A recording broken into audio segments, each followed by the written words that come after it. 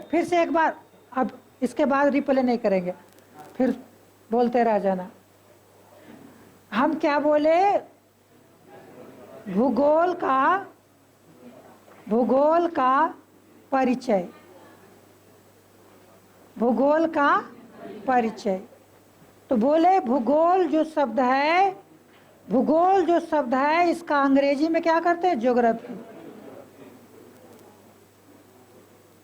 Geography. और geography दो शब्दों, ग्रीक भाषा के दो शब्दों से मिलकर बना है। एक है जियो, जिसका अर्थ क्या होता है? पृथ्वी। और दूसरा है ग्राफो, ग्राफो या ग्राफी, जिसका अर्थ क्या होता है? अध्ययन करना, यानी या वर्णन करना। यानी पृथ्वी का अध्ययन करना या वर्णन करना क्या कहलाता है? ज्योग्राफी कहलाता है। ये ज्योग्राफी शब्द का प्रयोग किसने किया था? इराटोस्थनीज ने।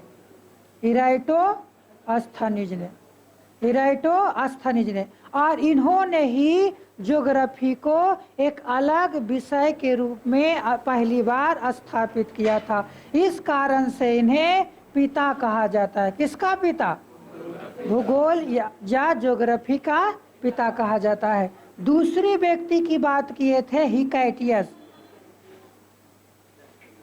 हिकैटियस, हिकैटियस को भी कुछ विद्वान ज्योग्राफी के पिता मानते हैं। इन्होंने एक किताब लिखा था पीरियोडस,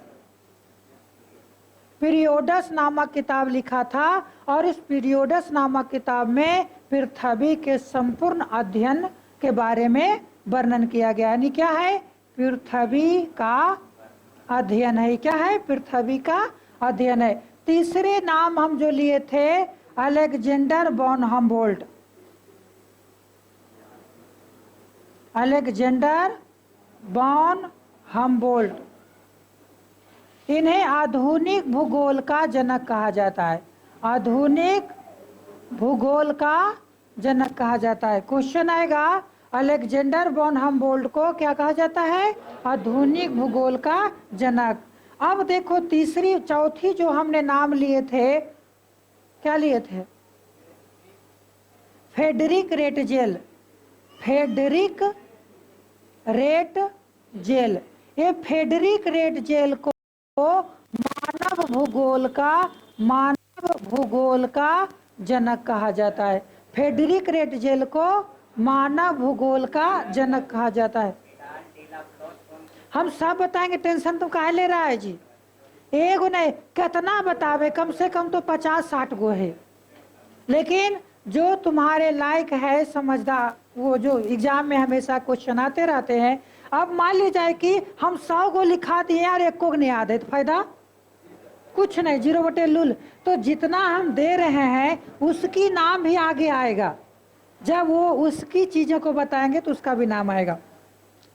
अब देखो कि एक व्यक्ति का यहाँ तो हो गया, फ्रेडरिक रेटजेल ने क्या किया? मानव भूगोल का जनक कहा जाता है। एक व्यक्ति का नाम है हेरोडोटस।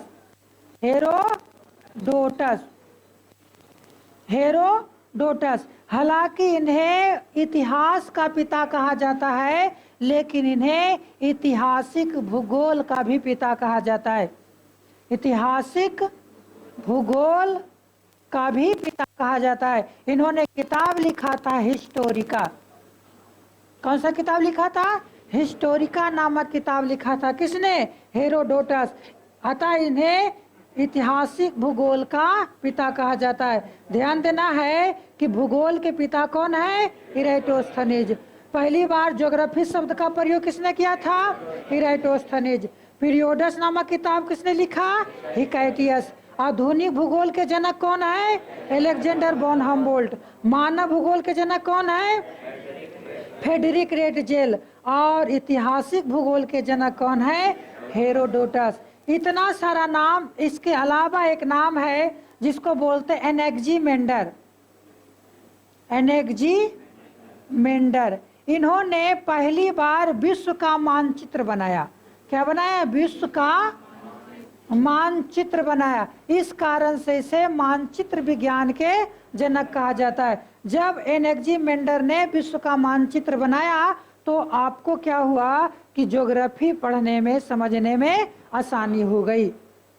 ज्योग्राफी पढ़ने और समझने में आसानी हो गई। तो कहेंगे कि मानचित्र विज्ञान के जनक कौन है? तो विश्व में मानचित्र बनाने वाला पहला व्यक्ति था एनेक्जीमेंडर। एनेक्जीमेंडर। आधुनिक भूगोल के जनक अलेक्जेंडर वॉन हम्बोल्ट। मानव भूगोल के जनक फ्रेडरिक रेटजेल। ऐतिहासिक भूगोल के जनक हेरोडोटस।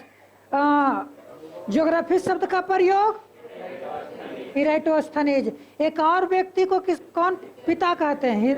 हिकैटियस। हिकैटियस ने कौन सा किताब लिखा? पीरियोडोटस में क्या मिलता है?